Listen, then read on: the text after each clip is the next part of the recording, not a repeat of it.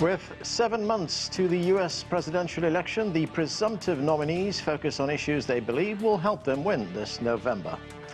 Hello, I'm Anand Naidu, and this is The Heat.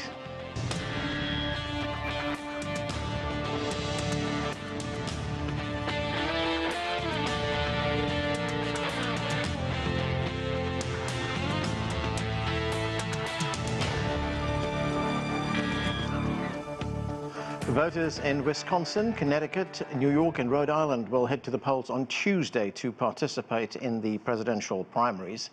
Both U.S. President Joe Biden and former U.S. President Donald Trump already have enough delegates to win their party's nomination ahead of the summer conventions.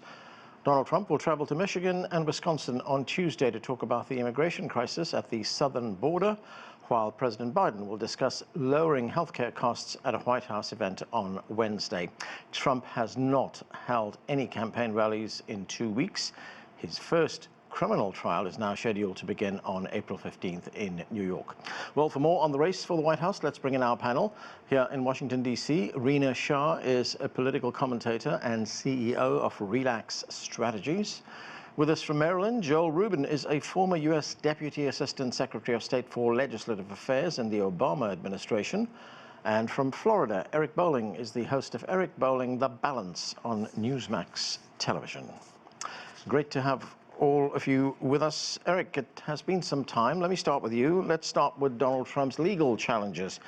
A New York judge has set a trial date of April 15th in the first of 4 criminal cases. And in the case of the falsified business records, those allegations, Trump has until Thursday to post a $175 million bond. How are these cases affecting his campaign? And given that these charges have been mounting over the months, is there full, solid Republican support for him? Good to be with you again, Arnett. I believe, and I've said this straight through, that these cases are proving to the American public that he's the right man for the job, mostly because of this, Arnett. Look, Trump has a base. He's a base of support, somewhere around 30%, 35% of the GOP. He needs a lot more to win the presidency of the general election. Sorry about that. What I believe is happening, though, is Americans are all about fair play. Americans want to be able to trust the system, whether it's a referee on a basketball court during March Madness or who's going to be the next president. And what they're seeing is that there are aggressive prosecutors around the country, attorneys general of states, Attorney General of the United States, and individual prosecutors who are going after Trump for things that they wouldn't go after anyone else for. And whether or not you believe Trump is guilty of these things or not, the perception is, and it's very widely accepted, especially among independent voters, that it's not fair what they're doing. In the case of New York, you mentioned Alvin Bragg, who's using charges that he would never use against other people, and increasing the charges, increasing these penalties. Letitia James is glad to slap on a $454 million judgment. It gets slashed to $175 million. Fani Willis is now proven to be, less than scrupulous in her prosecution of Trump. What's happening, Arnett, in a weird world, this is actually having people say, it's not, I don't like Trump, but I'm going to vote for him because it's not fair what they're doing to him. So, like it or not, I believe these prosecutions will end up solidifying the presidency for Donald Trump 2.0. Okay, let's bring in Joseph Williams. He is a former senior editor with U.S. News and World Report. Joseph, great to have you with us. You're listening to Eric there tell us about these cases, how they're actually impacting Trump in a positive way. What do you make of that? I'm not so sure. I mean, if you look at the poll numbers, they fluctuated quite a bit. You look at fundraising, Biden's way out ahead of Trump. You look at general positives and negatives, both candidates are underwater, but I don't know that Biden is any less underwater than Trump. And I think that one of the reasons that people are seeing what they're seeing is because we're talking about accountability. Mm-hmm. Now, I take Eric's point that these have been charges that are unprecedented, but I think the opposite of that, or the corollary of that, is that they're unprecedented because you've had somebody doing them in an unprecedented manner. I mean, any other candidate for major political office, anywhere from like state senator all the way down to dog catcher, if you had half of the allegations that Trump were facing, and again, they are allegations, but they're multiple allegations. We've seen them time after time after time. And we're talking about a measure of accountability that we've not seen because we've never had a president or a presidential candidate who have violated him to the extreme that Donald Trump allegedly has. Right. And so I think that it may affect him, but I don't know that it's going to affect him in a positive way other than his hardcore supporters. Yeah, Joseph, I want to ask you about one of the cases that is going to court. Later this month, the United States Supreme Court will hear Trump's claim of presidential immunity from prosecutions that's related to the prosecutions on him trying to overturn the outcome of the 2020 election. He's already lost an initial bid in the appeal court right here in Washington, D.C. In fact, he lost 3-1. Firstly, are you surprised that this case has been taken on by the U.S. Supreme Court, and what are the implications? I am surprised that the Supreme Court has taken it on. They could have just let the lower court ruling stand and denied Trump a writ of certiorari, and that would have been the end of it. Having them take this case up and hear both sides of the argument, depending on how you look at it, if you're pro-Trump, it could be a positive sign that the justices are willing to hear things his way. Any fair-minded person might say that, well, okay, the justices want to have the last word and they want this to be definitive. That's a fair-minded reading of it. But anybody who believes in conspiracy theories might also wonder why a Supreme Court in which Donald Trump has appointed 3 of the 9 justices and the other 2.5 are conservative, why would they take this case up? Mm-hmm. So I think it's going to open a lot of questions. The implications are we're looking at territory that we've not seen since Bush v. Gore in 2000, right, in which a sitting Supreme Court may influence an election and may in some ways help determine the outcome. Yeah. Now, that doesn't mean that the ruling is the only thing that's in play here. You've got another set of charges all across, from New York all the way down to Florida. Yeah. Those may be factors as well, but certainly it's going to expand presidential power if they rule in Trump's favor, and that may be a dangerous road that we're going to go down on. We're going to have to live with for until it gets overturned. Okay. Joel, Joseph mentioned fundraising a moment ago. Well, President Joe Biden, he held a fundraising event in New York together with former President Obama as well as former President Clinton. They raised something like $26 million. And as Joseph pointed out, at this stage, Trump is outpacing, at least Biden is outpacing Trump in fundraising. What does that mean? Well, Anand, you're right. That was the single biggest fundraising night in the history of American politics. And that demonstrates that Democratic donors are enthusiastic and motivated, and that they are providing funds to a campaign. Those funds are going to actually go towards the campaign. The problem that Donald Trump has is not only is his fundraising paltry, but half of his money is going to pay his legal bills. And they now have a setup with the Republican National Committee in his campaign that essentially moves dollars after the first tranche goes to the candidate immediately to pay his legal bills. So it's going to be a wide gap, and it's only going to get wider as we go forward. And I'm a little bit perplexed. I don't see why it's a good thing for Donald Trump to be on trial for cheating in the 2016 election and trying to overthrow the 2020 election. I don't see how that convinces the American people that he should somehow be entrusted with the 2024 election. These are court cases of his own making. He's the one that delayed into this moment. And finally, now he has to pay the bill, quite literally. Eric, did Trump cheat in the 2016 election? No, I don't know what the heck. Of course he did. Michael Cohen did the hush money payment was all about Cohen, that. The convicted felon. Michael Cohen, the convicted felon who was jilted by Trump, who was thrown out of Trump administration, wanted a job, and brought me to Trump Tower in 2016 to try and entice me to work with his cabinet secretary. When he didn't get the job, he went nuclear against Trump. Allow me to clear up a couple of these things. Yeah, Joe Biden is outpacing, the incumbent president is outpacing a guy who's running for president, but Trump has announced he's got a major fundraiser coming up this coming weekend. And also Biden's, we'll see how that goes.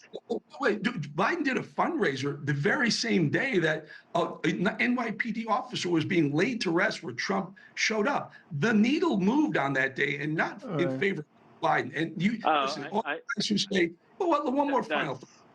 Okay, quickly, I need to move on.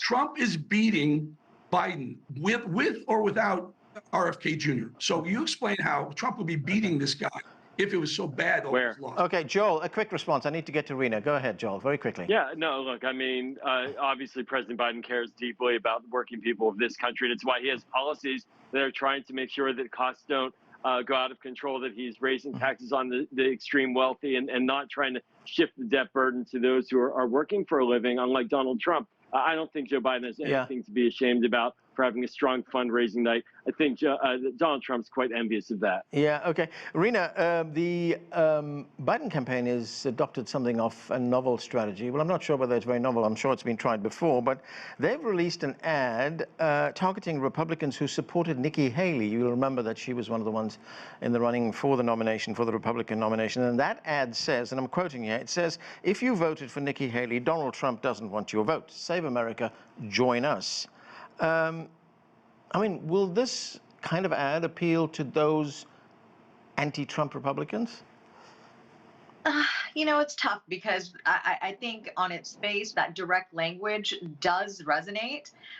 To say that he doesn't want your vote when those are literally his words. He has said that, you know, people who voted for Haley are not welcome within today's Republican Party, that if you're not MAGA or if you've ever worked against MAGA, you're not welcome in his Republican Party. And this is Trump's Republican Party. We should not make any mistake about that. But we have seen thousands upon thousands of Americans so far in this primary season, even after Nikki Haley dropped out of the race, we've seen them make protest votes against Trump. So that's no small thing. Even when you're looking at places like Mississippi, people have turned out to vote against Trump. And look, we can quibble about the numbers, how micro or macro they are. But I say this, Anand, I mean, we've got to zoom out and look at the big picture on the Biden campaign's messaging. It's all about democracy, about saving America. And in essence, I just don't feel that's concrete enough at times. I'll applaud the current President Biden for doing a good job in many ways in talking about our country's values. But elections used to be about our values. Now they seem like they're about who do you hate least.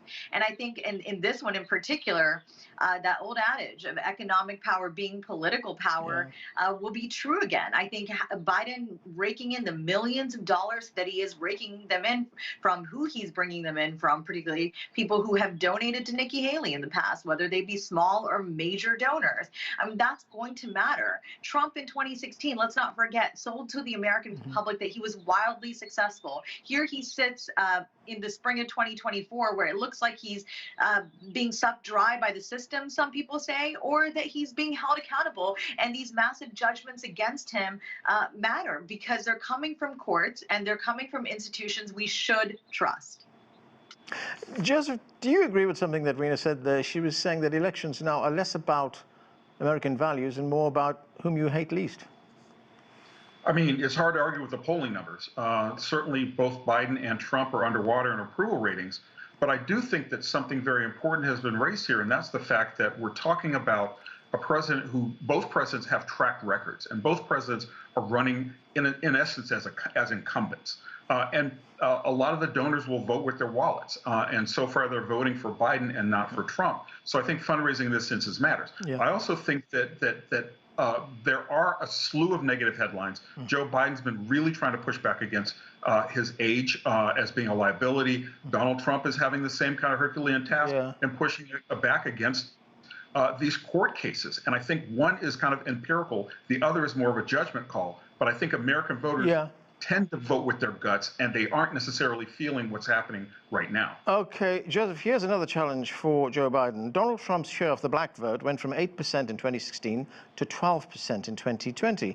And there was a New York Times Siena College poll, which was released in October. It found that 22% of black voters in the 6 battleground states, and that includes Michigan, say they will support Trump in 2024. How big a problem is this for Biden? That's a big problem for President Biden. I mean, on a micro level, I mean, I've heard people say to me that they are willing to give Trump a chance, and that is completely blows up the Democratic paradigm, which is leaned heavily on black votes, particularly Joe Biden. It got him the presidency, you could argue, by getting him out of the South Carolina primary. He's got a lot of work to do. He does have a message to sell, but apparently it's not, a lot of black voters out there are not buying it, at least not yet. That being said, I've said it before, there's a lot of time between now and November. A lot of things can happen. So it's not necessarily a lock that Trump will have on all these voters. A lot can happen between now and then. Biden can shift, because a lot of what the younger voters are saying is his position on Palestine, his position on student debt. They're all kind of surly about where the president is on that, and they feel like he hasn't kept his promises. But I think there's enough time for him to right the ship if he leans into it. Right. Eric, I want to talk about some of the issues that these candidates are talking about. Former President Trump, he will head to 2 battleground states on Tuesday. He plans to speak at Grand Rapids in Michigan, but that's before holding a rally in Green Bay, Wisconsin. He wants to focus on the border and what's going on there. So what can we expect? I think you're touching on something that's probably going to be the topic in the 2024 election. It's going to be the border. And the reason why, and you point out 22% of African Americans in the battleground states have moved to Trump, which is, we used to say in politics, if a Republican can get more than 10%, likely they were going to win whatever election they were running for. At 22%. At this level, it's insane. But add in the 46% of Latinos that have now moved to Trump, behind Trump, a majority move behind Trump. You put those two groups together, game over. Trump's your next president, and it is because of the border. For whatever reason, the Biden administration, the left, has decided we're not going to do a thing about the border. I can only suggest that maybe it's they really are looking for 12, 15, 20 million illegals to be in the country to find a pathway to citizenship at some point. And then I would say it's game over for conservatives going forward, because you'll never win a national election again. But I think for some reason, it just looks, the perception is that Joe Biden and the Democrats and our border czar Kamala Harris really aren't doing anything to secure the border. And people are ticked off, especially minorities, especially Hispanics, who've done it the right way and are here legally. And now African Americans are pissed off in our major cities because a lot of resources of our major Democrat cities, Chicago, Denver, New York, LA, are going to support this influx of illegals. And they're mad too now. There's pushback. And for some reason, the Democrats are just not getting that message yet. Joel, it's still months away from the election, 7 or 8 months. What does Joe Biden need to do to win back, let's say, black voters and to start making some progress on what's happening at the border? Sure, let's talk border first. Joe Biden had a program, pushed it to Congress, had a bipartisan agreement in the Senate about significant increases in funding that are needed to deal with the flow of refugees and immigrants. And the Republicans spiked it. Donald Trump spiked it. There is a story to tell about that.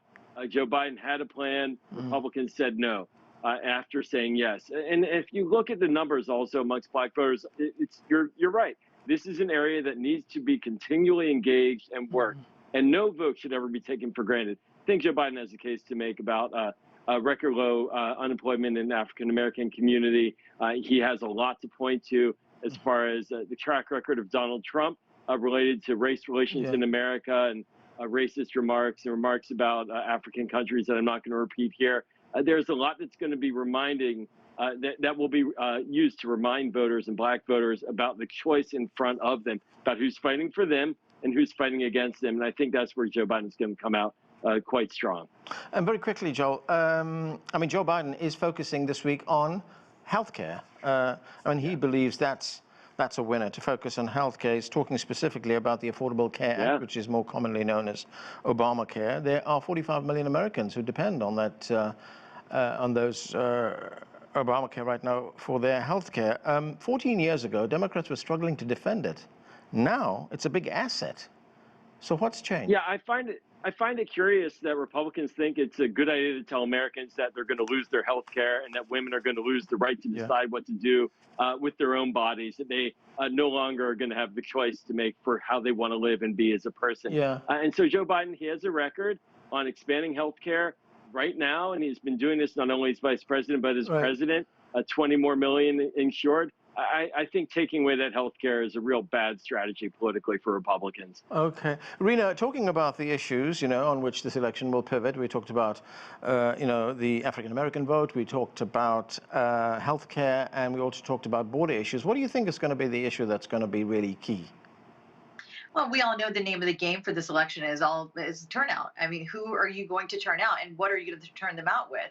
How do you motivate people? Certain segments of this population have trended a certain way. You know, you've got women in my age demographic, for example, you know, suburban young mothers like me who are college educated, largely at liberal colleges, who are slightly trending left. Okay, and that's just reality. But then you've got Black men, for example, trending right. And that is where we sit in a funny universe of how we get these people to kind of come to the center and see Biden for to be deserving of a second term. Now, I think it's AEB as to why Biden could really be denied a second chance at this presidency and a re-entry to the White House. Let me put it: age, economy, and border. Those are the three areas in which I find him deficient, and that directly opens up a line for Donald Trump to, you know, hammer him all day long. He can't do anything about his age. The economy is strong on paper. Black and white, I mean, those who play in the stock market are happier than ever. We're seeing record highs, and you're looking at your everyday American, you're asking them, how do you feel? And a lot of people are saying, I don't feel too great. And then you're talking to younger Americans, again, like me or younger, so you're Gen Z, and they just completely feel that this economy is not doing them any good. They're sort of like, I'm stuck forever. And in the economic station I'm in, I will be renting forever. I will be borrowing forever. And it feels rather hopeless. And then the border. Look, I get it. You know, Biden, I feel, has failed at the border in many ways. In numerous ways. And I only remember Vice President Harris's words of "just don't come" when she went down south many months ago. Yeah. It feels like the administration could have put something forward to Congress much sooner than they did. And it is true that Republicans smacked the hand of this president when it came time to make a deal because they want to play politics. So here we sit again in a situation when we look at the border and you're getting younger mothers like me worried about public safety and crime because there is data that is linked to these people coming over illegally. You know, I don't like to call people illegal. I think everybody's human and everybody's got a right to asylum and all these things. But I don't feel that anybody is serving the American public when it comes to how we let people into this country. We cannot have such porous borders, and we need better leadership at the border. Yeah. So again, to me, it's in that order: age, economy, and border that is really denting President Biden all day. So, Joseph, Rina talks about age, economy, border. Let's talk about economy. And you know, if you look at the numbers, as Rina pointed out, the economy is not too bad at this stage, but it's not doing anything for Biden. In fact, there was a Brookings Institute report that came out just a few days ago, which said that 22% of voters identify inflation as their biggest concern. Only 7% cite jobs or the economy, which is something that Biden talks about very often. Only 22% of Black Americans, 13% of Hispanics, and 18% of young people say they're better off today than they were a year ago. 65% rate the economy as good during Trump's presidency, compared to 38% under Biden. Why this disconnect? Really dismal numbers. And I can tell you why the disconnect is, because you drive to the gas pump, as I did today, and gas is $3.55 a gallon. A year ago, I would imagine, I don't have hard data on this, a year ago it might have been less than that, but gas prices have been fluctuating all over the place. And a lot of the reason for gas prices fluctuating, which in turn makes everything else expensive, is because of events that are beyond Biden's control. We're talking Yemen, we're talking the Israel conflict, and we're talking a lot of problems in the Middle East. Now, further beyond that, we've got corporations that are doing the shrinkflation thing, that's making goods cost more expensive. They're either more expensive, or you're getting less of what you got for the same price a year ago or even 6 months ago. So people react to what they can see and feel. On paper, as Rina said, the economy is gangbusters. Yeah. In your real life, still got a lot of pain at the pump, got a lot of pain at the cash register. You've got a lot of pain in other areas of your life that you didn't used to. It's easy to blame the president for that because he's the guy in charge. Yeah. And people don't really want to hear long explanations about why things are the way they are. All right. Eric, you know, we're hearing about the problems that Joe Biden's campaign faces right now. The question is, I come from the economy world. I'm an economist. I spent 18 years, you know, on the street. Okay. inflation has never come down, you guys. Inflation is rip-roaring since Biden took over. You can't say it's down from last year because last year was 9%. 6% or 3% versus a 9% doesn't mean it's down. It's still going up. So, of course, at the gas pump. You're right. You're absolutely right. Hold on. I sat here quietly while you guys threw a bunch of numbers out that were, frankly, spin. Trump left office at $1.89 a gallon. Trump left office at 1.4% inflation. Yeah. Right now, we've had massive inflation under Biden. If you go back from the day he took over to now, we're probably 15, 20% higher in prices, important prices than we were then. Also, in order with the cratering economy, combat inflation, you have to raise interest rates. That's pricing young people out of homes, and et cetera. That's why young people are disillusioned with the Biden economy. Wall Street's happy with it, but who cares about Wall Street? The middle America is not happy. Their budgets are baked under Biden. They're not getting better. This whole sense that things are better because they're 3.5% inflation is all spin. Okay, we're running out of time. I want to get to Joel. Joel, your response to what you just heard. Well, I mean, 4 years ago, the economy was cratering after $8 trillion in spending by Donald Trump that blew up our fiscal position. And Joe Biden, quite frankly, is dealing with the wreckage. And our economy, jobs, lowest unemployment in 50 years, that does matter. And we have a president who's fighting to ensure that prices go down. Yeah. Donald Trump's approach would completely reverse all of that and put us back in the hole that he created. Okay, Rina, I mean, we've been hearing about all these problems that Joe Biden faces, but does Donald Trump actually present a viable alternative? We've never heard a presidential candidate utter that he would like to be a dictator on day one. So it's a hard no from me and a lot of other Americans who are stunned by his admission. This is an election where you got to choose the one you like better than the other, right? I mean, that's just always the option. RFK Jr. doesn't factor in here. He'll peel off votes, obviously, electoral college votes, if he's able to get on more ballots. But the reality is that Donald Trump presents a real great and dangerous threat to American life. I say that as a daughter of legal immigrants who worked extremely hard to teach the concept of America to their kids in every day, in every way. And so I take great issue with anybody who tries to jump the line and all those things. But what I see from Donald Trump is the I alone can fix it mantra. He hasn't. He was denied the White House in 2020. Has he gotten better? Has he given me any hope that he could present something new to counter any of what Biden is offering me? Absolutely not. He seems to become more unhinged and more dangerous toward the American way of life. And that's why I think a great many Americans may feel compelled to turn out to reject him. Okay, I am sure that Eric would have wanted to respond to that, but we've run out of time, unfortunately. We have to bring it to a close there. Thank you to all of you for being with us on the show. That's The Heat. I'm Anand Naidu in Washington, D.C.